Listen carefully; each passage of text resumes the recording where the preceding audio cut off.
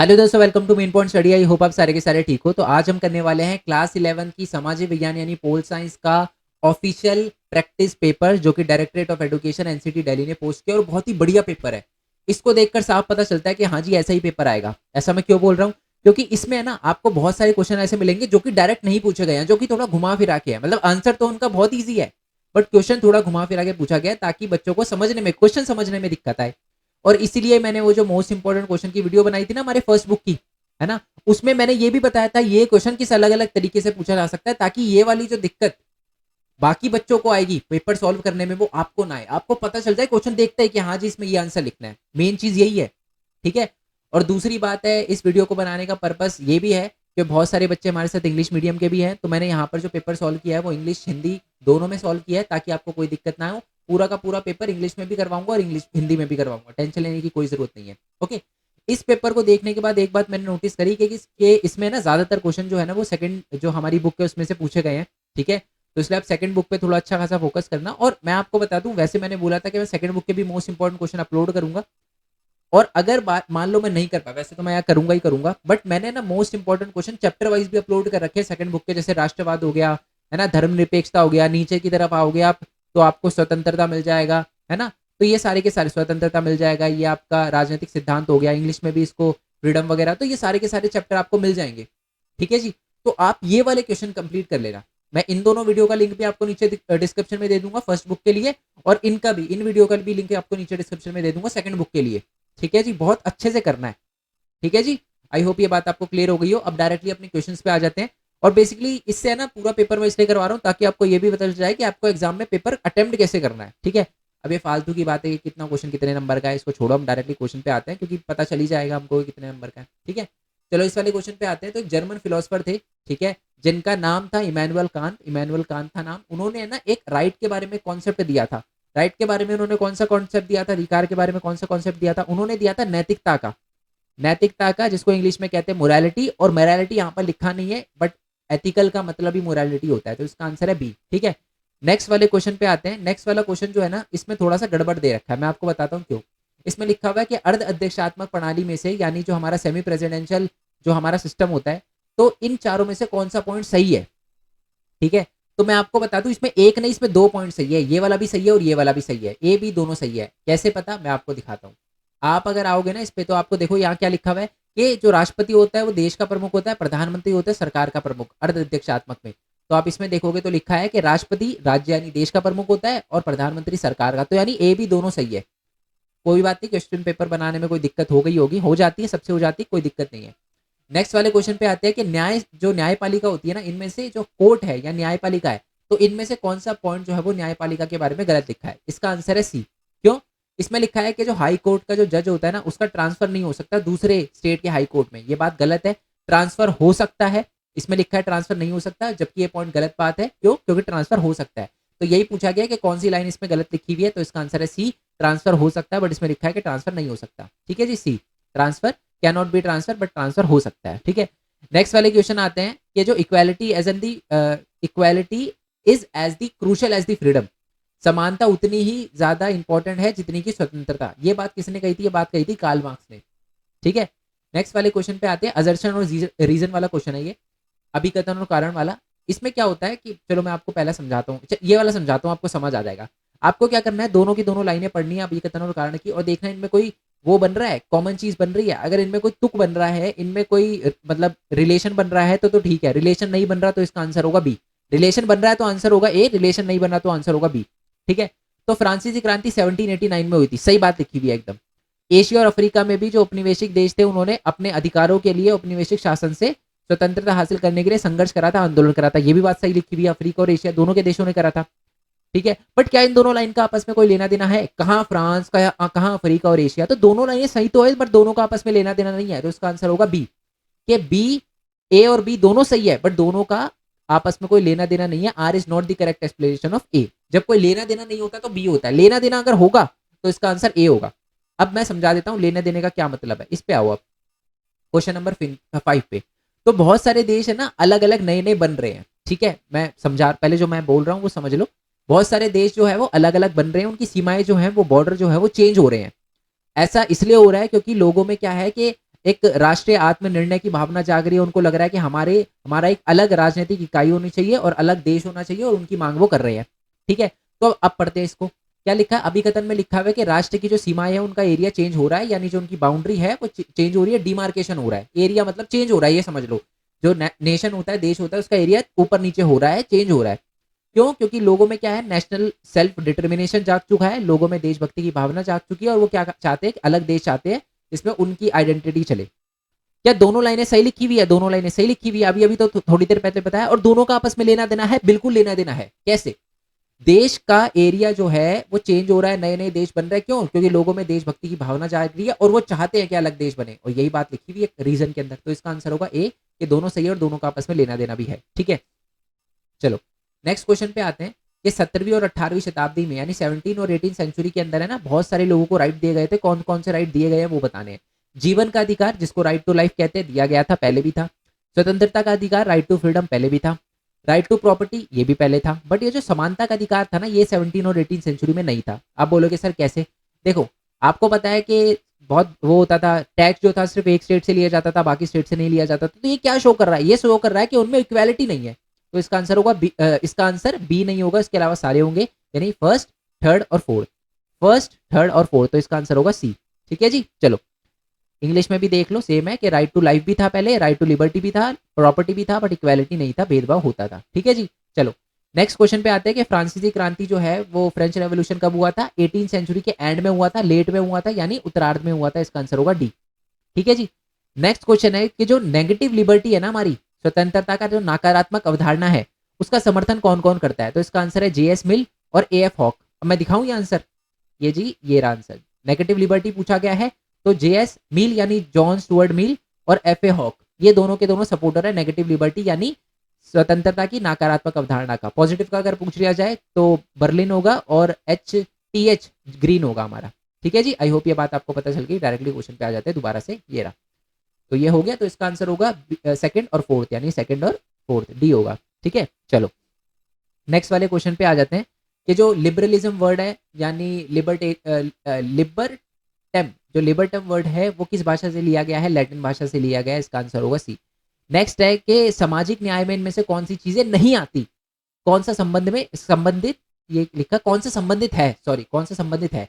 समानता भी संबंधित है और स्वतंत्रता भी। बंधुत्व का सामाजिक न्याय से कोई लेना देना नहीं है। बंधुत्व का मतलब होता है भाईचारा, भाईचारे का सामाजिक न्याय से एज सच कोई लेना देना नहीं है।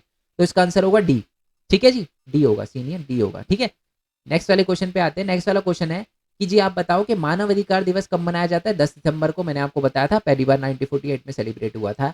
नेक्स्ट क्वेश्चन अब आ जाए 2 मार्क्स के क्वेश्चन में, है ना। अब इंग्लिश में भी मिलेंगे आपको, हिंदी में भी मिलेंगे आंसर। ठीक है, चलो क्वेश्चन, अच्छा ये जो पीडीएफ है ना इसकी, ये मैं आपको टेलीग्राम चैनल पे दे दूंगा। ये आपका main point study 11th arts का जो हमारा टेलीग्राम चैनल है, यहाँ पर आपको मिल जाएगा, टेंशन लेने की जरूरत नहीं है। और ये वाले जो मोस्ट इंपॉर्टेंट क्वेश्चन मैंने बताया ना, इनकी भी पीडीएफ आपको टेलीग्राम पे मिल जाएगी। ये वाली बेसिकली इसी की है। ठीक है, चलो नेक्स्ट वाले क्वेश्चन पे आते हैं कि पॉलिटिकल थ्योरी में, राजनीतिक सिद्धांत में हम क्या क्या पढ़ते हैं? राज्य के बारे में पढ़ते हैं, देश के बारे में पढ़ते हैं, सरकार के बारे में पढ़ते हैं, सरकार की पावर के बारे में पढ़ते हैं, और साथ ही में जो राजनीतिक विचार होते हैं ना, स्वतंत्रता, समानता, है ना, न्याय, इन सब के बारे में पढ़ते हैं। यानी पॉलिटिकल थ्योरी में हम state, government, study of power और पॉलिटिकल आइडियोलॉजी के बारे में पढ़ते हैं। ठीक है, नेक्स्ट क्वेश्चन है कि politician, politics is what politician do you understand by the statement, what do you understand by the statement? मैं समझाता हूँ आपको। एक्चुअल में मैंने भी ऐसा एक क्वेश्चन करवाया था, याद होगा आपको, हमने चैप्टर नंबर 1 सेकंड बुक में ऐसे ही क्वेश्चन करा था। मैंने बताया ना, सेकंड बुक के जो वीडियो है वो देख लेना, नीचे की तरफ मैंने बना रखी है, मैं लिंक नीचे डिस्क्रिप्शन में दे दूंगा। ये वाली जो वीडियो, इसके अंदर मैंने एक क्वेश्चन करवाया था और वो क्वेश्चन बिल्कुल ऐसा ही था, बट उसमें थोड़ा चेंज था। बट ये वाला क्वेश्चन सुनो, क्या है ये क्वेश्चन? क्वेश्चन ये है कि बहुत सारे लोगों को लगता है जी पॉलिटिक्स खराब है। ठीक है, क्यों? क्योंकि उनको लगता है कि पॉलिटिशियन जो है वो झूठ बोलते हैं, पॉलिटिशियन धोखाधड़ी करते हैं, हिंसा करवाते हैं, झूठे वादे करते हैं। तो उनको लगता है कि सिर्फ यही पॉलिटिक्स है ना। तो इसलिए बहुत सारे लोगों को लगता है जो पॉलिटिशियन करते हैं ना, झूठ बोलते हैं, दंगे करवाते हैं, लड़ाइयाँ वगैरह करवाते हैं, झूठे वादे करते हैं, यही पॉलिटिक्स है, जबकि ऐसा नहीं है। बट आपको यही लिखना है कि बहुत सारे लोगों को लगता है कि जो राजनेता करते हैं वही राजनीति होती है, जबकि ये सही नहीं है। राजनीति जो होती है वो बहुत बड़ी होती है उन चीज़ों से जो राजनेता करते हैं। जो राजनेता करते हैं वो सिर्फ राजनीति का एक भाग है। ये आंसर आपको पूरा का पूरा मैंने इसके अंदर दे रखा है, आप चाहो तो इसको रीड कर सकते हो। बट मैक्सिमम लोगों को ये लगता है जो धोखाधड़ी होती है ना, वो राजनीति ही सिखाती है। ठीक है, चलो नेक्स्ट वाले क्वेश्चन पे आते हैं कि एक मेथड बताओ जिससे आप माइनॉरिटी को रिप्रेजेंट कर पाओ। इसका आंसर है जी आरक्षण। ठीक है, निर्वाचन जो सीटें होती है ना, निर्वाचन क्षेत्रों में आरक्षण की प्रणाली या जिसको कहते हैं सिस्टम ऑफ रिजर्वेशन कॉन्स्टिट्यूएंसी, वो है इसका आंसर। अब इसका मतलब क्या है, एक एरिया में अगर मुस्लिम लोग ज्यादा है, हिंदू लोग कम है, तो एरिया के अंदर जो एमएलए एमपी खड़ा होगा वो मुस्लिम का ही होगा, मुस्लिम कम्युनिटी से ही होगा, बट वोट सब डाल सकते हैं। तो इसे कहते हैं हम system of reservation of constituency. ठीक है, तो ये एक तरीका है जिससे आप माइनॉरिटी को रिप्रेजेंट कर पाओ। तो देखो, जिस एरिया में माइनॉरिटी ज्यादा है तो माइनॉरिटी का बंदा ही खड़ा हो रहा है, तो ये एक सिस्टम है। ठीक है, क्वेश्चन नंबर 16 पे आते हैं कि ऐसे दो डायरेक्टिव प्रिंसिपल बताओ, ऐसे दो नीति निर्देश तत्व बताओ जो सामाजिक न्याय को बढ़ावा देते हैं, जो कहते हैं कि हाँ जी ये सामाजिक न्याय हो रहा है। तो वो कौन कौन से नीति निर्देश तत्व हैं? तो पहला नीति निर्देश तत्व है जो कि अनुच्छेद 41 में लिखा गया है, जो कि ये बोलता है कि सरकार को ये ध्यान रखना चाहिए कि सभी नागरिकों को जो कि पढ़े लिखे हों, मतलब सभी नागरिकों को रोजगार मिले, समान अवसर मिले, जॉब वगैरह मिले, शिक्षा भी मिले उनको, बुढ़ापे में और बीमारी के टाइम में और असमर्थता के टाइम में उनको सहायता भी मिले। ये बोलता है जी हमारा क्या, अनुच्छेद 41, जो कि एक नीति निर्देश तत्व है। और इससे देखो सामाजिक न्याय भी हो रहा है। न्याय ये कहता है ना कि सबको रोजगार शिक्षा वगैरह मिले, सामाजिक न्याय तो ये भी हो रहा है बिना भेदभाव के, है ना। नेक्स्ट पॉइंट जो है दूसरा जो हमारा नीति निर्देश तत्व है वो कि अनुच्छेद 42 में लिखा गया है। अनुच्छेद 42 में लिखा गया है कि सरकार को यह ध्यान रखना चाहिए कि अगर कोई पर्सन जॉब नहीं कर पा रहा किसी वजह से, है ना, तो उसको छुट्टी दी जाए। ठीक है, यानी उसको अगर वो स्वस्थ अवस्था में नहीं है, सही अवस्था में नहीं है, तो उसको थोड़ा सा आप कह सकते हो कि छुट्टी वगैरह दी जाए। अब इसका मतलब क्या है, राज्य ऐसा प्रयत्न करेगा कि व्यक्ति को अनुकूल अवस्था में ही कार्य करना पड़े, मतलब कोई बुरी कंडीशन में कार्य ना करना पड़े। इसका एग्जाम्पल दूं, जैसे कि आपको पता है कि जब कोई लेडी जो होती है जब प्रेग्नेंट होती है, अपनी मैटरनिटी फेज में होती है ना, और अगर उनके पास गवर्नमेंट जॉब है तो उनको छुट्टी मिलती है 2-3 महीने की, लगातार 2-3 महीने की छुट्टी मिलती है। तो ये क्या है, ये अनुच्छेद 42 ही तो है। ये एक तरह से सामाजिक न्याय तो दे रहा है। देखो, अगर वुमेन्स के, अगर मान लो वुमेन्स की जगह अगर मेल प्रेग्नेंट होते तो उनको छुट्टी मिलती, क्योंकि वो नहीं कर पा रहे काम, इसी की वजह से उनको छुट्टी मिल रही है। यस और नो? तो ये भी सामाजिक न्याय को प्रोत्साहित करता है। बोलता है कि अगर किसी के साथ कोई पर्टिकुलर प्रॉब्लम है किसी के साथ, तो उनको एक तरह से छुट्टी वगैरह मिलनी चाहिए। और ये देखो, क्वेश्चन नंबर जो 17 है ना, वो भी इसी से रिलेटेड है कि कामकाजी महिलाओं को जो छुट्टी दी जाती है, मटर्निटी लीव दी जाती है जब वो प्रेग्नेंट होती है, तो क्या ये सही है? बिल्कुल सही है। क्यों? क्योंकि समानता का अधिकार यही कहता है कि जो अलग अलग लोग हैं उनके साथ समान व्यवहार, मतलब अगर कोई व्यक्ति के साथ कोई प्रॉब्लम है तो उनके साथ अलग व्यवहार करो, अच्छे के लिए अलग व्यवहार करो, ताकि उनको न्याय मिल सके, उनके साथ इक्वल व्यवहार हो। तो यही लिखा हुआ है कि अगर किसी को छुट्टी दी जाती है वुमेन को, तो वो समानता के अधिकार का उल्लंघन नहीं करता, बल्कि एक सकारात्मक स्टेप है, अच्छा स्टेप है कि हाँ जी वुमेन्स को प्रेगनेंसी में वो नहीं आ सकती जॉब पे, तो उनको छुट्टी दी जा रही है, ये अच्छी बात है। चलो नेक्स्ट क्वेश्चन पे आते हैं। नेक्स्ट क्वेश्चन ये वाला क्वेश्चन नंबर 18 है कि अल्पसंख्यक समुदाय जो होते हैं ना, जो माइनॉरिटी होते हैं, उनको धार्मिक आज़ादी कौन कौन सी मिली हुई है हमारे संविधान के अंदर।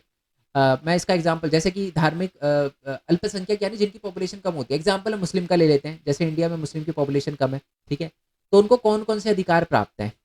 तो उनको अधिकार ये सारे के सारे प्राप्त है। कौन से?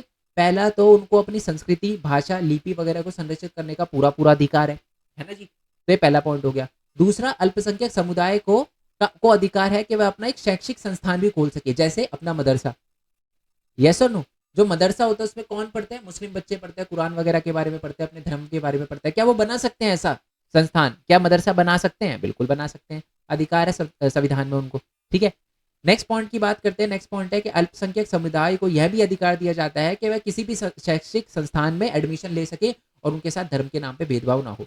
आपके जो गवर्नमेंट स्कूल होते हैं उसमें हर किसी को एडमिशन मिलता है, मुस्लिम, हिंदू, सिख, ईसाई, क्रिश्चियन, पारसी, यहूदी, जिस मर्जी को सबको एडमिशन मिलता है।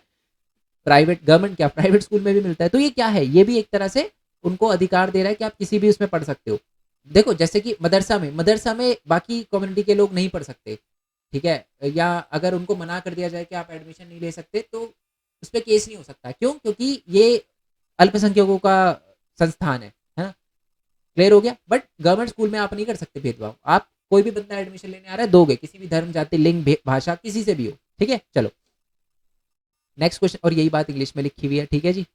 मैंने इंग्लिश का भी पूरा ख्याल रखा है बच्चे, कोई दिक्कत लेने की जरूरत नहीं है, आपको टेंशन लेने की जरूरत नहीं है। अलग नहीं हूँ आप कोई, मैं आपके लिए भी उतनी मेहनत कर रहा हूँ जितने हिंदी मीडियम वाले बच्चों के लिए। ठीक है, नेक्स्ट वाले क्वेश्चन पे आते हैं, क्वेश्चन नंबर 19। कि भारत में है ना जो स्थानीय सरकार है, यानी जो लोकल गवर्नमेंट है, आपको पता है लोकल गवर्नमेंट है इंडिया के अंदर, वो है ना डेमोक्रेसी को बहुत ही पावरफुल बना रही है। कैसे? तो आपको सबसे पहले तो कौन-कौन से पॉइंट बताने मैं बताता हूँ। लोकल गवर्नमेंट में क्या होते हैं, लोकल लोग जो है वो पार्टिसिपेट करते हैं और जब लोकल पार्टिसिपेट करते हैं तो इससे क्या होती है, डेमोक्रेसी स्ट्रेंथन होती है। लोकल गवर्नमेंट के अंदर, स्थानीय सरकार के अंदर वुमेन्स के लिए 1/3 सीटें रिजर्व करी गई है, जो कि एक अच्छा स्टेप है, जो डेमोक्रेसी को प्रोत्साहित करता है। लोकल गवर्नमेंट में जो लोकल लोग हैं, वो क्या करते हैं, वो ज़्यादा से ज़्यादा पार्टिसिपेट करते हैं क्योंकि उनके इलाके की बात होती है। तो ये भी क्या करता है कि डेमोक्रेसी को मजबूत करता है। तो ये सारे के सारे पॉइंट जो है वो डेमोक्रेसी को मजबूत करते हैं लोकल गवर्नमेंट के। इसी वजह से आप कह सकते हो कि हाँ, लोकल गवर्नमेंट जो है वो डेमोक्रेसी को स्ट्रेंथन करती है। और ये रहे पॉइंट आपके, ठीक है जी। तो ये बता रखा है 73वें 74वें संशोधन के बाद जो है वो स्थानीय सरकार को पावर वगैरह दी गई थी।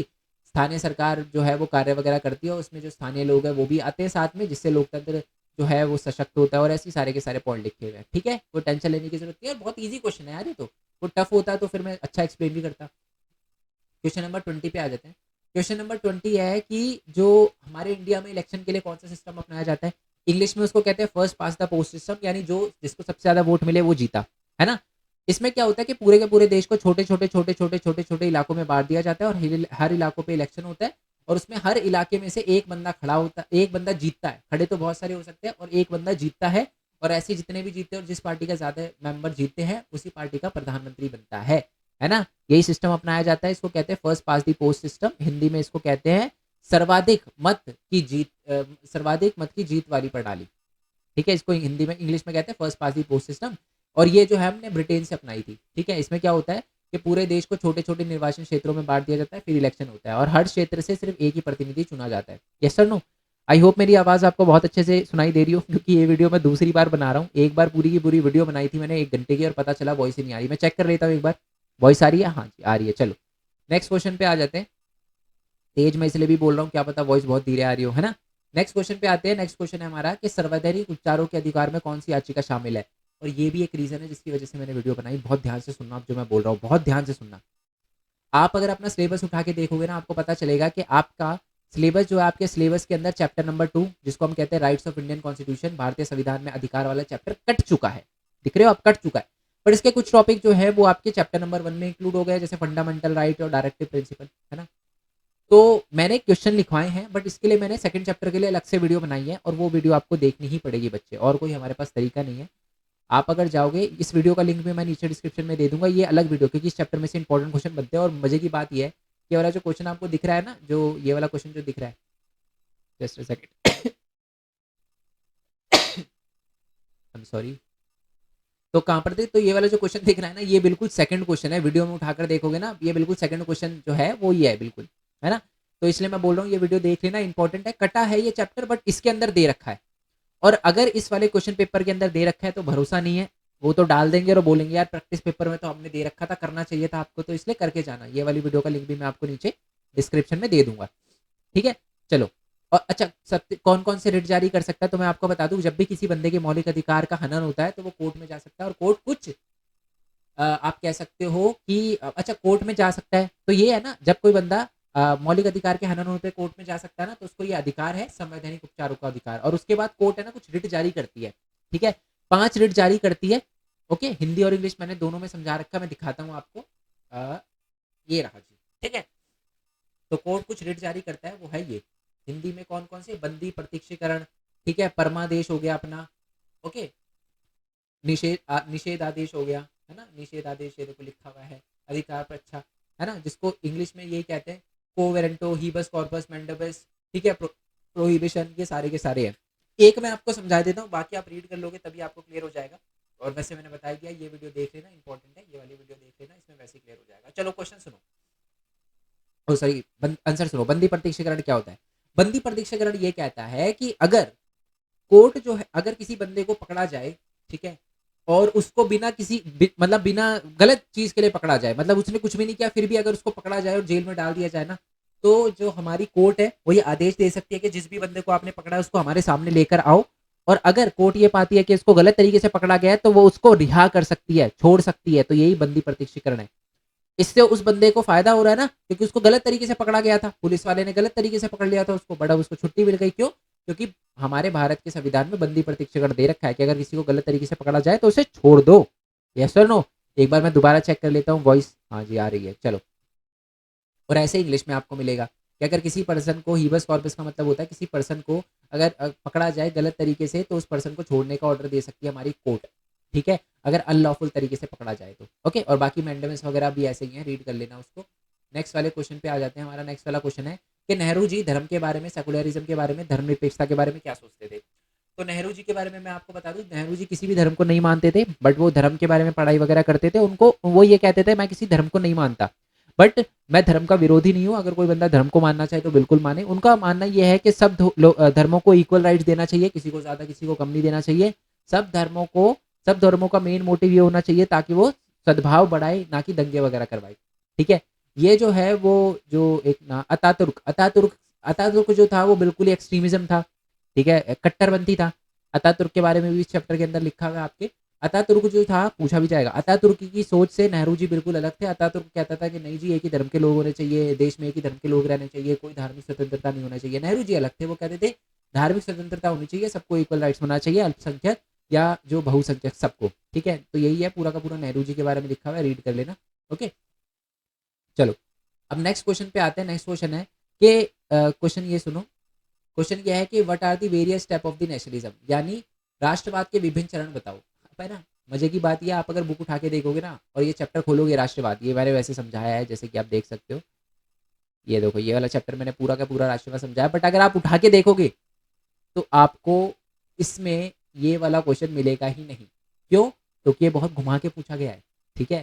क्वेश्चन आप सुनो, अब मैं जब बोलूंगा ना तब आपको समझ आ जाएगा। क्वेश्चन ये पूछा कि लोगों में देशभक्ति जगाने के लिए, मतलब लोगों के अंदर देशभक्ति कैसे जगाई जा सकती है। जब लोगों की सोच बराबर हो, लोगों की सेम सेम सोच हो, जब लोगों में एक दूसरे पे विश्वास हो, राजनीतिक जो आदर्श हो लोगों के सेम हो, ठीक है, जब लोग एक एरिया में रहते हो, लोगों का इतिहास सेम हो, तो इन चीजों से क्या होती है, लोगों में क्या करी जा सकती है, देशभक्ति जगाई जा सकती है, राष्ट्रवाद जगाया जा सकता है। और ये कुछ स्टेप है लोगों में राष्ट्रवाद जगाने के, और ये रहा जी आपका आंसर। साझे विश्वास के, साझे विश्वास से लोगों में क्या है, देशभक्ति जगाई जा सकती है। जब आप और मेरे को, आपको और आप और मेरे में जब साझा विश्वास है, जब विश्वास है हम दोनों में, तो राष्ट्रवाद तो बनेगा ही बनेगा। भारत 1947 में भारत के सभी लोगों को एक दूसरे पर विश्वास था, साझा विश्वास था, तभी हमें आजादी मिल पाई।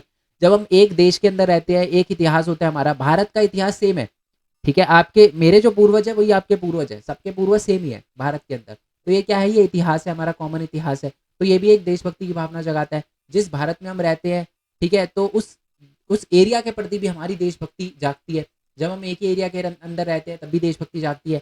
जब हमारा राजनीतिक आदर्श सेम हो तब भी एक, ये भी एक तरह से नेशनलिज्म को जगाता है। देखो, अगर आप मेरे से पूछो कि जी भारत के अंदर क्या लोकतंत्र रहना चाहिए, मैं बोलूंगा रहना चाहिए। और सारे के सारे मैक्सिमम लोग जो है भारत के अंदर यही बोलते हैं कि भारत में रहना चाहिए लोकतंत्र। तो ये क्या है, ये साझी राजनीतिक आदर्श है, और इसी की वजह से देशभक्ति भी आती है, राष्ट्रवाद भी आता है। ये सुनो चलो, और ये राजनीतिक साझी राजनीतिक पहचान भी, हम सारे भारतीय हैं, तो ये भी एक तरह से राष्ट्रवाद को जगाता है। नेक्स्ट वाले क्वेश्चन पे आते हैं, पैराग्राफ वाला क्वेश्चन है, बट पैराग्राफ को रीड करने का कोई फायदा नहीं लगता मेरे को, ठीक है, क्योंकि पोल साइंस के अगर आप देखोगे ना तो पैराग्राफ को रीड करने का इतना कोई फायदा होता नहीं है। आ जाते हैं क्वेश्चन पे कि संघीय विधायिका में कौन कौन से सदन होते हैं। तो मैं आपको बता दूं, दो सदन होते हैं, लोकसभा और राज्यसभा, ठीक है जी, याद रखना ये। नेक्स्ट क्वेश्चन है कि कानून बनाने का काम किसका होता है जी, विधायिका का होता है, जिसको हम कहते हैं लेजिस्लेचर, इंग्लिश में आएगा, नीचे भी इंग्लिश में भी लिखे हुए क्वेश्चन। नेक्स्ट क्वेश्चन है कि जी शासन जो है वो उत्तरदायी, कौन सा ऐसा हमारा अंग है जो कि उत्तरदायी नहीं होता। आंसर है जी न्यायपालिका, उत्तरदायी नहीं। अच्छा, इसमें पूछा उत्तरदायी कौन सा होता है, तो इसका आंसर है ए और बी दोनों, ठीक है, इसका आंसर मतलब डी है। अगर आप किसी विधायिका यानी एमपी से सवाल पूछते हो वो जवाब देगा, अगर आप आईवीएस आईएएस से सवाल पूछोगे वो जवाब देगा। आप अगर न्यायपालिका से जवाब पूछोगे ना वो नहीं देगा। क्यों, मैं समझाता हूँ। मान लो किसी न्यायपालिका ने, किसी जज ने एक फैसला सुनाया, है ना, और ऐसा ही केस जो है वो किसी और केस में भी आ गया, ऐसा ही अब सेम केस आ गया, ठीक है, बट कोर्ट ने अलग फैसला सुनाया, तो आप उनसे ये नहीं कह सकते भैया पिछली बार तो यार आपने अलग फैसला सुनाया था, इस वाले केस में अलग फैसला, आप ये नहीं पूछ सकते कोर्ट से। तो इसका मतलब जो न्यायपालिका होती है वो जवाबदेह नहीं होती, विधायिका और कार्यपालिका होती है, इसलिए इसका आंसर है डी, ठीक है। सेम जो है वो इंग्लिश में लिखा हुआ है। ओके जी, चलो नेक्स्ट आते हैं इस पिक्चर से रिलेटेड। तो क्वेश्चन पहला पूछा गया है कि पिक्चर कौन, ये है ना, चलो मैं इस बार इंग्लिश पे आ जाता हूँ यार, ठीक है जी, इंग्लिश पे ये पिक्चर देख लो आप, ये लोग दिख रहे होंगे, डिमांड कर रहे हैं कि जी डिक्टेटर हटाओ, ह्यूमिलेशन हमारा बंद करो, ये सारी की सारी चीज़ें है ना। तो ये लोग जो है, क्वेश्चन ये है कि यार इंग्लिश में कहाँ गया, इंग्लिश में कहाँ गया ये क्वेश्चन,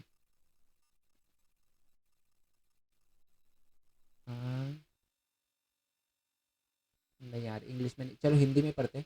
ये अवधारणा जो है ये किससे संबंधित है, ये मैं आपको बता दूं हमारे चैप्टर नंबर मतलब इसका आंसर है डी, नागरिकता से रिलेटेड है ये पिक्चर।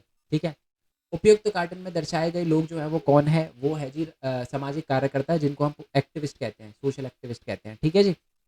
नेक्स्ट क्वेश्चन है कि नागरिकों की बुनियादी का अधिकार में कौन सा अधिकार शामिल नहीं है, तो मतदान का अधिकार सबको मिलता है, न्यूनतम मजदूरी का अधिकार मिलता है, शिक्षा पाने का अधिकार सबको मिलता है, बट सामाजिक रूप से सहायता प्रदान करने का अधिकार नहीं मिलता, ये नहीं मिलता। ठीक है, डी। नेक्स्ट क्वेश्चन पे आते हैं। नेक्स्ट क्वेश्चन है आपका कि ये बताओ कि अल्पसंख्यक जो होते हैं ना, जो काले और गोरे की लड़ाई जो है वो किस देश में हुई थी, क्वेश्चन यही पूछा गया है सीधा, साउथ अफ्रीका में। ठीक है जी। और यही क्वेश्चन हिंदी में पूछा गया है कि किससे रिलेटेड है, सिटीजनशिप से रिलेटेड थी वो पिक्चर, वो कौन थे, वो सोशल एक्टिविस्ट थे, कौन सा राइट नहीं दिया जाता टू हेल्प अदर सोशली, ये नहीं दिया जाता। ठीक है, किस देश के अंदर ब्लैक और वाइट के बीच में जो है वो लड़ाई वगैरह हुई थी, आप कह सकते हो साउथ अफ्रीका। ठीक है, नेक्स्ट वाले पे आ जाते हैं। पिक्चर किसकी है, ये पिक्चर नेल्सन मंडेला की है, वो कहाँ से थे, वो साउथ अफ्रीका से थे। ठीक है जी। नेक्स्ट है क्वेश्चन कि वो उनका सबसे पसंद जो खेल है वो बॉक्सिंग था। नेक्स्ट क्वेश्चन है आपका कि उनकी वो कितने साल तक जेल में रहे थे, 28 साल तक जेल में रहे थे। ठीक है जी, तो ये सारे के सारे क्वेश्चन और हिंदी में है, ये वाले इंग्लिश में है क्वेश्चन। अब आ जाते हैं जी सीधा सीधा 6-6 मार्क्स के क्वेश्चन पे, बहुत इंपॉर्टेंट है ये क्वेश्चन। ठीक है, क्वेश्चन नंबर 27 सुनो। क्वेश्चन नंबर 27 ये पूछता है आपसे कि आप ये बताओ, अच्छा इससे पहले मैं आपको बता दूं कि यार अगर आपने टेलीग्राम चैनल ज्वाइन नहीं किया तो कर लेना, और बाकी जो हमारे डिफरेंट डिफरेंट चैनल है, ठीक है, मैं दिखा देता हूँ आपको। जैसे मेन पॉइंट स्टडी को तो सब्सक्राइब कर ही लिया होगा, नहीं करा तो कर लो, क्योंकि एक सैम्पल पेपर मैं और करवाऊंगा और बाकी 12th में तो हम साथ रहने वाले हैं। मेन पॉइंट टेक पे बेसिकली मैं ये बताता हूँ कि स्टूडेंट अर्न कैसे कर सकता है, पैसे कैसे कमा सकता है। ठीक है, तो इस चैनल को सब्सक्राइब कर लेना, क्योंकि इस पर मैं ये बताता हूँ फ़ोन से एनिमेशन वीडियो बना के यूट्यूब पे अर्न करके कैसे कमा सकते हो, लैपटॉप से एनिमेशन वीडियो बना के यूट्यूब पे अपलोड करके कैसे कमा सकते हो आप, दूसरे की वीडियो कॉपी करके आप कैसे अर्न कर सकते हो। ठीक है, साथ में मैंने ये भी बताया है कि आप वेबसाइट कैसे बना सकते हो फ्री में, और वेबसाइट से अर्निंग कैसे कर सकते हो, सारी चीज़ इस पर बताई है। बहुत सारे बच्चों के $100 कंप्लीट हो गए, उनको बहुत बहुत बधाई। और जो अभी कर रहे हैं काम करते रहो यार। ठीक है, और अगर किसी बच्चों को पैसे से रिलेटेड प्रॉब्लम है तो मेन पॉइंट टेक पे आए, वीडियो देखे, वीडियो बनाए और स्टार्ट करे कुछ ना कुछ। ठीक है, एग्जाम के बाद यही करना है आपको। ओके, और बाकी जो व्लॉगिंग चैनल है उस पर भी आ जाना, कल ट्राई करूंगा लाइव आऊँ कुछ देर के लिए, ताकि आपके कुछ डाउट वगैरह हैं जो उसे सॉल्व कर सकूँ। ठीक है, चलो ये डायरेक्टली क्वेश्चन पे आ जाते हैं कि बहुत सारे लोग जो होते हैं वो क्या करते हैं कि ऑटोनॉमी के लिए मतलब पावर के लिए क्या करते हैं, आंदोलन वगैरह करते हैं राज्य के अंदर। क्यों वो पावर क्यों मांगते हैं, मैं वैसे ही रीजन बता देता हूँ, फिर आंसर दिखाऊंगा। बहुत सारे लोग जो हैं, जो राजनीतिक दल जो होती है, पॉलिटिकल पार्टी, वो पावर वगैरह क्यों मांगती है, वो तब पावर वगैरह मांगती है, स्वायत्ता वगैरह मांगती है, ऑटोनॉमी मांगती है, जब उनको लगता है कि केंद्र सरकार ढंग से हमारी जो काम है हमारे राज्य के अंदर नहीं कर रही। तो उनको वो कहते हैं कि हमको पावर दे दो, हम खुद ही कर लेंगे। जब उनको लगता है कि हमको वो भेदभाव किया जाता है, दूसरे राज्य में ज़्यादा बदलाव किया जा रहा है, विकास करा जा रहा है, हमारे में नहीं किया जा रहा, तो वो कहते हैं हमें पावर दे दो। तीसरा है जब उनको लगता है कि हमारी जो सांस्कृतिक, जो हमारी संस्कृति है वो थोड़ी सी अलग है, तो वो कहते हैं कि हमें अपने पावर दे दो, हम खुद अपने सांस्कृतिक फेस्टिवल खुद सेलिब्रेट कर लेंगे। और उनको लगता है कि जब हमारी भौगोलिक क्षेत्र भी थोड़ा अलग है तो हमको अलग ही कर दो। जैसे कि बांग्लादेश के साथ हुआ, बांग्लादेश में देख, बांग्लादेश जो था वो पाकिस्तान से अलग था, तो बांग्लादेश के लोगों ने कहा कि हमको अलग ही कर दो, तो अलग ही हो गए, है ना। तो ये सारी की सारी चीज़ें थी। ओके, और यही आंसर जो है वो इसमें लिखा गया, मैं दिखा देता हूँ आपको। ठीक है, पहला जब उनको लगता है कि आर्थिक विकास नहीं हो रहा, जब उनको लगता है कि राज्य जो है वो ढंग से विकास नहीं कर रही, केंद्र सरकार विकास नहीं कर रही, जब उनको लगता है कि सांस्कृतिक भिन्नता है हमारे राज्य में, तो वो पावर की डिमांड करते हैं। जब उनको लगता है कि जी दबाव डाला जा रहा है हमारे पे, सारे डिसीजन केंद्र सरकार ही लेती है, तो वो कहते हैं कि हमको पावर दे दो, हम अपने निर्णय खुद ही लेना चाहते हैं। ठीक है, और लास्ट पॉइंट है जब वो, मतलब लास्ट पॉइंट है कि समय समय पर स्वायत्ता वो इसलिए भी मांगते हैं क्योंकि वो बोलते हैं कि हम भौगोलिक क्षेत्र अलग है हमारा, तो हमें एक अलग देश दे दो, हम अपना अलग देश बनाएंगे, जैसे कि बांग्लादेश के साथ हुआ, मैंने एग्जाम्पल दे दिया। नेक्स्ट है क्वेश्चन नंबर 6 जो है, कि बहुत सारे जो राजनीतिक दल है वो समय समय पर पावर की डिमांड आंदोलन के जरिए भी करते हैं, और वो फालतू में आंदोलन वगैरह करते हैं ये दिखाने के लिए कि जी मतलब हम अलग हैं, है ना, हमें पावर चाहिए, केंद्र सरकार पावर नहीं दे रही, तो ये वजह है। ठीक है जी, आई होप ये पॉइंट आपको क्लियर हो गया हो। अब आते हैं जी नेक्स्ट क्वेश्चन पे। नेक्स्ट वाले क्वेश्चन पे आते हैं, तो हमारा नेक्स्ट वाला क्वेश्चन है, तो हमारा नेक्स्ट क्वेश्चन है जी कि जो हमारा main feature of Indian federalism, ये बेसिकली मैंने मोस्ट इंपॉर्टेंट क्वेश्चन वाली वीडियो में भी कवर करवा दिया था आपको। बट भारत के अगर आपको संघात्मक विशेषता पूछी जाए तो आपको क्या बताना है कि भारत में सबसे बड़ा लिखित संविधान है। ठीक है, भारत एक संघीय देश है, केंद्र सरकार को ज़्यादा पावर दे रखी है, भारत के अंदर जो है वो निष्पक्ष कार्यपालिका है, भारत के अंदर जो है वो 3 स्तर की पावर, 3 स्तर की सरकारें हैं, केंद्र सरकार, राज्य सरकार, और जो है वो हमारी जो कौन सी सरकार होती है? लोकल गवर्नमेंट, जिसको स्थानीय सरकार कहते हैं। और पावर भी डिवाइडेड है, जैसे संघ सूची, राज्य सूची, संवर्ती सूची, है ना। संघ सूची क्या होती है? जिस पर सिर्फ केंद्र सरकार कानून बना सकती है। राज्य सूची जिस पर राज्य सरकार कानून बना सकती है। संवर्ती सूची जिस पर राज्य और केंद्र सरकार दोनों कानून बना सकती है। और यही पॉइंट मैंने इंग्लिश में लिखे हुए हैं, ठीक है जी। ये मतलब मैंने करवा दिया है क्वेश्चन, मोस्ट इंपोर्टेंट क्वेश्चन वाले वीडियो देखोगे कवर हो जाएगा। और ये तो बिल्कुल डायरेक्ट क्वेश्चन है ना। नेक्स्ट वाला क्वेश्चन क्या है? Process of formation of the Indian constitution formally, मतलब बेसिकली जो हमारा कॉन्स्टिट्यूशन है कैसे बना उसके बारे में बताना है। तो आपको ये बताना है कि इंडिया का कॉन्स्टिट्यूशन बनाने में सबसे पहले 389 लोग थे। पहली मीटिंग 9 दिसंबर 1946 को हुई थी, है ना। उसके बाद जो है 11 तारीख को मीटिंग हुई थी, फिर 13 तारीख को मीटिंग हुई थी। लीडर जो थे वो पहले सच्चिदानंद सिन्हा थे, उनके बाद राजेंद्र प्रसाद बन गए। 289 के अंदर से बेसिकली 292 लोग जो थे वो ब्रिटिश इंडिया से थे। 93 जो लोग थे वो हमारे क्या से थे, जो रजवाड़े थे उनसे थे। 4 जो थे वो चीफ कमिश्नर एरिया से थे, है ना। और ऐसे मीटिंग हुई टोटल 160 डेज तक, ठीक है। 11 जो थे वो सेशन हुए थे, मीटिंग हुई थी, 11 सेशन हुए थे टोटल। और एंड में जाके हमारा कॉन्स्टिट्यूशन बना। 2 साल 11 महीने 18 दिन लगे। वही पूरी की पूरी कहानी वो जो होती है ना वो एक्सप्लेन करनी है, वो देखो यहाँ पर लिखी हुई है, ठीक है। 2 साल 11 महीने 18 दिन, 26 नवंबर 1949 को रेडी हो गया था पूरा। इतने लोगों ने सिग्नेचर करा और एंड में जाके हमारा कॉन्स्टिट्यूशन 26 जनवरी 1950 को लागू हो गया, ठीक है जी। नेक्स्ट वाले क्वेश्चन पे आते हैं। नेक्स्ट वाला क्वेश्चन है कि हमारे संविधान में एक 42वां संशोधन हुआ था, उसमें क्या क्या चीज़ें ऐड करी गई थी, मैं आपको वैसे ही बताता हूँ। 42वें संशोधन में सबसे पहले तो आपको याद होगा 1976 में हमारे कॉन्स्टिट्यूशन में 3 वर्ड ऐड हुए थे। कौन कौन से? धर्मनिरपेक्षता, समाजवाद, और एक और वर्ड था, कौन सा था वो वर्ड? उसको कहते हैं सॉवरेनिटी कहते हैं इंग्लिश में। अब हिंदी में देख लेते हैं। हिंदी में उस वर्ड को कहते हैं जी अखंडता। ये वाले ऐड किए गए। और साथ में कुछ नीति निर्देश तत्व के पॉइंट भी ऐड किए गए थे, ये मैं अभी बताऊंगा। बट पहले लास्ट पॉइंट देख लेते हैं। हमारे मौलिक कर्तव्यों को भी ऐड किया गया था हमारे संविधान के अंदर, ठीक है। भाग 4 में अनुच्छेद 51 में ऐड किए गए थे, ठीक है। 11 मौलिक कर्तव्य डाले गए थे। और साथ में सेकंड पॉइंट पे दोबारा से आते हैं कि 3 नीति निर्देश तत्वों को भी शामिल किया गया था, जो कि ये है कि समान न्याय दिया जाएगा सबको, निःशुल्क विविध सहायता दी जाएगी सबको, कम दामों पर सहायता दी जाएगी, हॉस्पिटल वगैरह ये सारी की सारी चीज़ें। और जो कर्मकारों है ना, यानी जो वर्कर होते हैं फैक्ट्री के अंदर, उनके लिए भी थोड़ा सुधार वगैरह किया जाएगा। और साथ में पर्यावरण को बचाने के लिए, जानवरों को बचाने के लिए भी, एक वन्य जीवन को सुरक्षा प्रदान करने के लिए भी कुछ ना कुछ किया जाएगा। तो ये 3 चीज़ें जो थी वो 42वें संशोधन में की गई थी। और एक और चीज़ करी गई थी कि जो इलेक्शन है ना वो 5 साल से 6 साल कर दिए गए थे, ठीक है। ये भी आप लिख देना पॉइंट, ओके। नेक्स्ट वाले क्वेश्चन पे आते हैं कि न्याय के विभिन्न आयाम बताओ और आर्थिक न्याय को स्थापित करने के लिए कुछ सुझाव दो।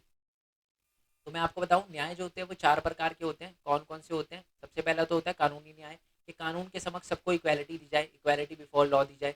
कानून के समक्ष सबको बराबरी दी जाए, सबके साथ कानून के अंदर समान न्याय हो, तो इसी को कहते हैं कानूनी न्याय। नेक्स्ट है राजनीतिक न्याय। राजनीतिक न्याय ये कहता है कि सबको राजनीतिक स्तर पर इक्वल न्याय दिया जाए, इक्वल राइट्स दिए जाए, इक्वल अधिकार दिए जाए। जैसे दल बनाना, संघ बनाना, इक्वल वोटिंग राइट्स दिए जाए, मतदान, सबको समान अधिकार दिए जाए, ये सारा का सारा, है ना। सामाजिक न्याय ये कहता है कि समाज में किसी के भी साथ भेदभाव ना हो, ठीक है। कोई भेदभाव ना हो, धर्म, जाति, लिंग आधार पे कोई भी भेदभाव ना हो, भाषा वगैरह के नाम पे भेदभाव ना हो, ये कहता है सामाजिक न्याय। अब आते हैं आर्थिक न्याय पे। और आर्थिक न्याय से क्वेश्चन ये भी था ना कि आर्थिक न्याय कैसे बढ़ावा दिया जा सकता है। आर्थिक न्याय ये क्या है कि जो सरकार है वो ध्यान रख सकती है कि जो समाज है ना, प्रत्येक व्यक्ति जो है ना उसको आर्थिक विकास करने के लिए उचित अवसर दिए जाए, बराबर अवसर दिए जाए, ठीक है। लेट्स एज्यूम कि मैं अपना आर्थिक विकास करना चाहता हूँ, मैं गरीब हूँ, ठीक है, और मैं गवर्नमेंट जॉब के लिए अप्लाई करना चाहता हूँ, तो मेरे को गवर्नमेंट जॉब के लिए अप्लाई करने देगी सरकार? बिल्कुल करने देगी। क्यों? क्योंकि ये आर्थिक न्याय है, ठीक है। आर्थिक न्याय यही होता है कि सबको समान अवसर प्रदान किए जाए, उचित अवसर प्रदान किए जाए, ताकि वो अपना आर्थिक विकास कर सके, ठीक है जी। प्रत्येक व्यक्ति को मौलिक आवश्यकता वगैरह हो, मतलब और अच्छा, आर्थिक न्याय और कैसे दे सकती है सरकार कि अगर किसी को भोजन वगैरह ना मिल रहा हो, भोजन हो, शिक्षा हो, तो ये सारी की सारी चीजें प्रदान करके, और साथ में समान कार्य देकर, समान कार्य के लिए समान वेतन देकर, है ना। अगर कोई बंदा दोनों 8-8 घंटे काम कर रहे हैं, एक को 10,000, एक को 25,000 सैलरी मिल रही है सेम काम के लिए, तो क्या है? आर्थिक न्याय है? बिल्कुल नहीं। तो समान काम के लिए सबको इक्वल समान वेतन दिया जाए, समान आर्थिक स्तर पर सबको देखा जाए, साथ में संसाधनों का भी उचित वितरण हो, तो ये सारी की सारी चीजें करके हम आर्थिक न्याय को सुनिश्चित कर सकते हैं। यही बात मैंने इंग्लिश में लिखी हुई है, पीडीएफ जैसे बता दिया, टेलीग्राम पे दे रखे और बहुत ईजी लैंग्वेज में दे रखा है इंग्लिश में, तो रीड करते ही क्लियर हो जाएगा। और हिंदी में तो मैं समझा ही रहा हूँ आपको, ठीक है। चलो नेक्स्ट वाले क्वेश्चन पे आते हैं। ये क्वेश्चन बहुत इंपॉर्टेंट है और यही बच्चों का ये दिमाग में खिचड़ी बन रही है। ये क्वेश्चन बहुत ईजी है, सुनो। वितरणात्मक न्याय की अवधारणा को समुचित उदाहरण सहित स्पष्ट करें। अब ये वितरणात्मक न्याय क्या होता है? वितरणात्मक न्याय, डायरेक्टली मैं आंसर पे आता हूँ, ठीक है। सबसे पहले तो यार ये जो वितरणात्मक न्याय है जिसको डिस्ट्रीब्यूटिव जस्टिस कहते हैं, ये जो है जॉन रॉल्स ने सबसे पहले अपनी बुक के अंदर 1971 में जो उन्होंने लिखी थी थ्योरी ऑफ जस्टिस, उसमें उन्होंने इसके बारे में बताया था। और इसमें होता क्या है, जस्टिस जो डिस्ट्रीब्यूटिव जस्टिस होता है वो ये कहता है कि समाज में जो भी लोग रह रहे हैं ना, उनमें संसाधन भी आप इक्वली बांटो और जो काम है वो भी इक्वली बांटो, तभी जाकर बढ़िया डिस्ट्रीब्यूशन होगा काम का। ये आप कह सकते हो तभी वितरणात्मक जस्टिस होगा, वितरणात्मक न्याय होगा। अब आप बोलोगे सर इसका मतलब क्या है? इसका मतलब यह है कि अगर आपकी एक कंपनी, आपने 4 बंदों को काम पे रख रखा है, तो आप चारों को इक्वल काम दो, किसी को बहुत ज्यादा किसी को बहुत ज्यादा कम मत दो, और सबको इक्वल सैलरी भी दो। यही कहता है वितरणात्मक न्याय, ठीक है जी। और ये भी कहता है साथ में वितरणात्मक न्याय, जो हमारे रॉल्स है, जॉन रॉल्स है, वो ये भी कहते हैं कि वितरणात्मक न्याय में हमें एक और चीज ध्यान रखनी चाहिए कि जब सबको हम समान चीजें दे रहे हो, तो ऐसा ना हो कि किसी गरीब के साथ बुरा हो जाए। दुर्बल वर्ग का भी ध्यान रखना चाहिए कि उनको ज्यादा क्षति ना पहुंचे। अगर हमें कभी कभी ऐसा लगे कि यार गरीब लोगों को थोड़ा ज्यादा देना चाहिए, तो पीछे नहीं हटना चाहिए, उनको ज्यादा देना चाहिए ताकि उनका विकास हो सके, ठीक है। और जो रॉल्स है उनका एक नियम भी है जिसको हम अज्ञानता की अवधारणा कहते हैं।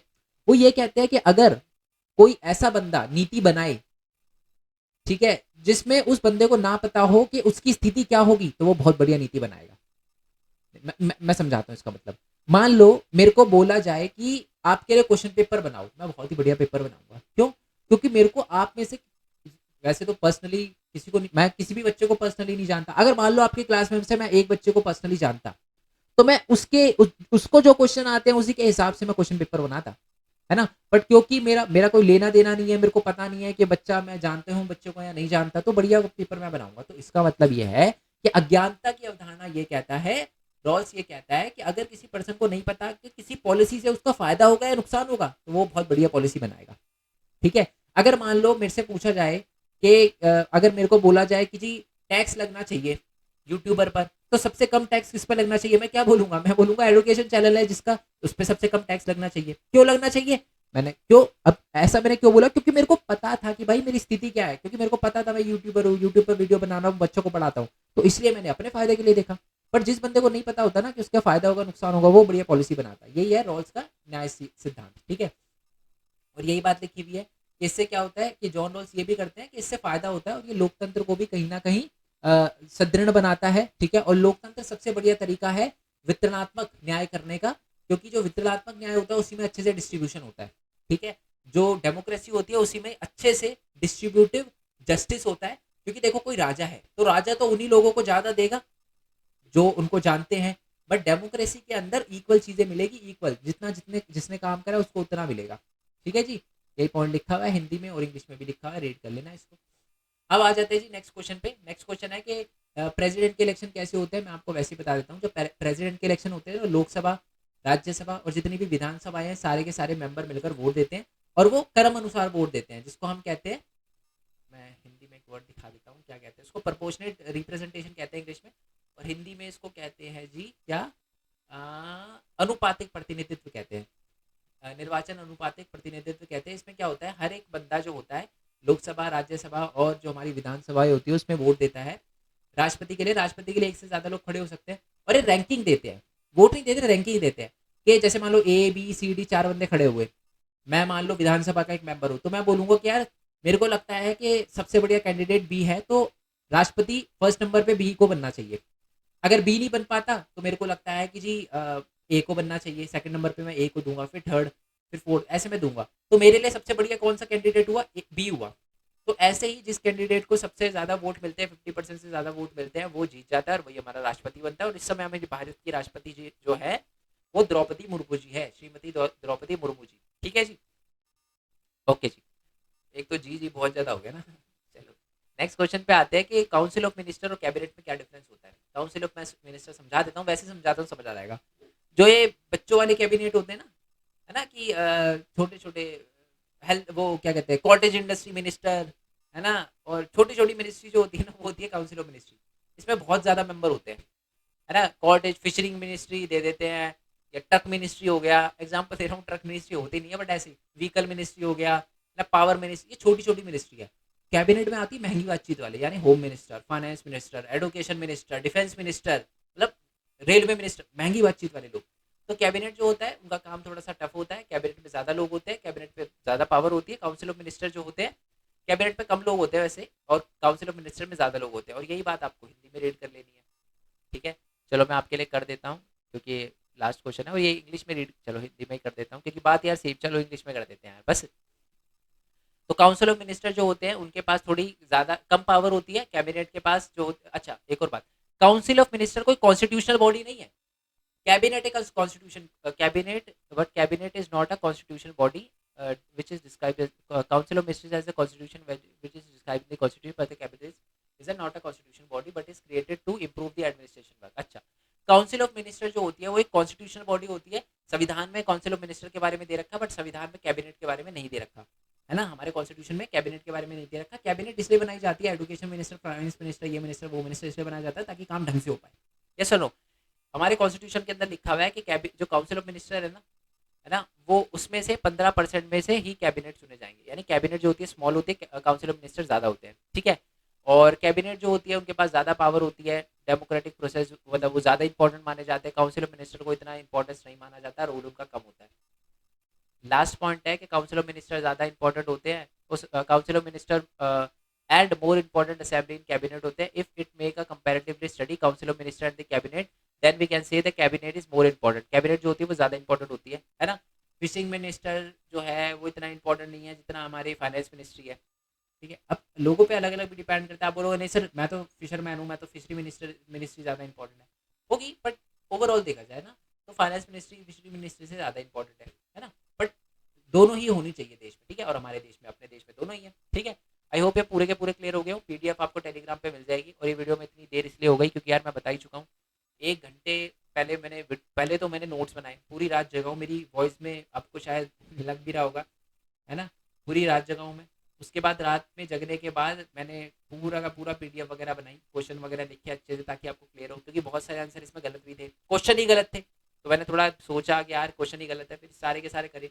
उसके बाद वीडियो बनाई और पूरी 1 घंटा वीडियो बनाई अच्छे से। पहले तो मैं बहुत वो भी लेता हूँ, ब्रेक ले लेके वीडियो बनाई, और जब वीडियो बनाई पता चला यार वॉइस ही नहीं है, मूड खराब हो गया पूरा। ठीक है, चलो, बाकी आई होप वीडियो अच्छी लगी हो। ये मोस्ट इंपॉर्टेंट क्वेश्चन करना चैप्टर वाइज मत भूलना, और हमारे चैनल को सब्सक्राइब कर लेना। मेन पॉइंट है कि ये मोस्ट जो अधिकार वाले चैप्टर है इसके इंपॉर्टेंट क्वेश्चन करना मत भूलना। बाकी कोई दिक्कत हो तो टेलीग्राम पे मेरे को मैसेज कर देना, ठीक है, यहीं पर मैं दे दूंगा, यहाँ पर लिखा हुआ है ना, इस पर क्लिक करके आप मेरे को डायरेक्टली मैसेज कर सकते हो। बाकी मिलते हैं जी नेक्स्ट वीडियो में, तब तक के लिए थैंक यू सो मच। जय हिंद, जय भारत, वंदे मातरम। Thanks for your support, bye bye.